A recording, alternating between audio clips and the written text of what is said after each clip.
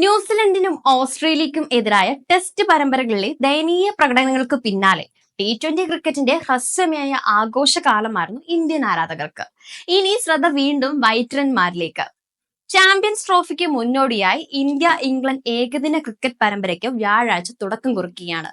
സമകാലിക ഇന്ത്യൻ ക്രിക്കറ്റിലെ മഹാരഥന്മാരായ രോഹിത് ശർമ്മയുടെയും വിരാട് കോഹ്ലിയുടെയും കരിയറിന്റെ ഇനിയുള്ള ഗതി നിർണ്ണയിക്കാൻ പോകുന്നത് ഇംഗ്ലണ്ടിനെതിരായ പരമ്പരയും തുടർന്ന് ഏകദിന ഫോർമാറ്റിൽ തന്നെ നടക്കാനിരിക്കുന്ന ചാമ്പ്യൻസ് ട്രോഫിയുമായിരിക്കും.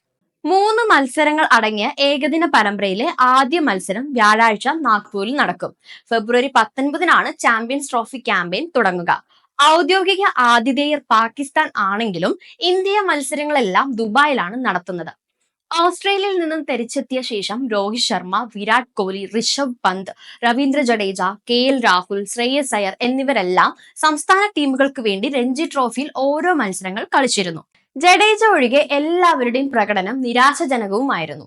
മുംബൈക്ക് വേണ്ടി കളിച്ച രോഹിത് ജമ്മു കാശ്മീരിനെതിരെ നേടിയ സ്കോറുകൾ 3-28 എന്നിങ്ങനെയായിരുന്നു. റെയിൽവേസിനെതിരെ ഡൽഹിക്ക് വേണ്ടി കളിച്ച വിരാട് കോഹ്ലി 6 റൺസിനും പുറത്തായി. എന്നാൽ ഇരുവരും പ്രതിഭയുടെ പരമാവധി പുറത്തെടുക്കാൻ അവസരം കിട്ടുന്ന ഫോർമാറ്റ് 50 ഓവർ ക്രിക്കറ്റ്. കോഹ്ലിക്ക് 14,000 ഏകദിനം റൺസ് തികയ്ക്കാൻ ഇനി 94 റൺസ് കൂടി മതി. ഇതുവരെ 283 ഏകദിനം കളിച്ച കോഹ്ലിക്ക് ഏറ്റവും വേഗത്തിൽ 14,000 റൺസ് എന്ന റെക്കോർഡ് കയ്യെത്തും ദൂരത്തുമാണ്. ഏകദിന ക്രിക്കറ്റിന്റെ ചരിത്രത്തിൽ ഇതുവരെ 2 പേർ മാത്രമാണ് 14,000 കടന്നിട്ടുള്ളത്. സച്ചിൻ ടെണ്ടുൽക്കറും കുമാർ സംഗക്കാരയും. സച്ചിൻ ഇതിന് 350 മത്സരങ്ങൾ എടുത്തെങ്കിൽ സംഘ 378 മത്സരങ്ങൾ എടുത്തു. ഏതായാലും രോഹിത് ശർമ്മ തന്നെയാകും ഇംഗ്ലണ്ടിനെതിരെ ഇന്ത്യൻ ഇന്നിംഗ്സ് ഓപ്പൺ ചെയ്യുക എന്നുറപ്പാണ്. കോഹ്ലി സ്ഥിരം പൊസിഷനായ 3-ാം നമ്പറിലും കളിക്കും. രോഹിത്തിന്റെ ഓപ്പണിംഗ് പങ്കാളിയായി ശുഭമൻ ഗില്ലും തുടരും. ടീമിന്റെ വൈസ് ക്യാപ്റ്റൻ കൂടിയാണ് ഗിൽ. ടെസ്റ്റ് 2020 ഫോർമാറ്റുകളിൽ മികവ് തെളിയിച്ച യശസ്വി ജയ്സ്വാൾ ടീമിലുണ്ടെങ്കിലും ഏകദിന അരങ്ങേറ്റത്തിന് ഇനിയും കാത്തിരിക്കേണ്ടി വരും.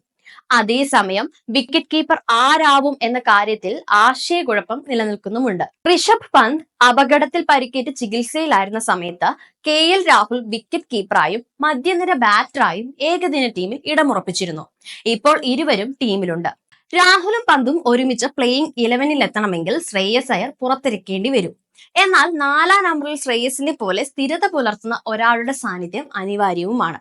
ശ്രേയസ് ഇല്ലെങ്കിലും രാഹുലിനായിരിക്കും ആ റോൾ കിട്ടുക. 2-ൽ ഒരാളെയാണ് പരിഗണിക്കുന്നതെങ്കിൽ ടീമിലെ ഏക ഇടങ്കയ്യൻ ബാറ്റർ എന്ന നിലയിൽ പന്തിന് സാധ്യത കൂടുതലാണ്.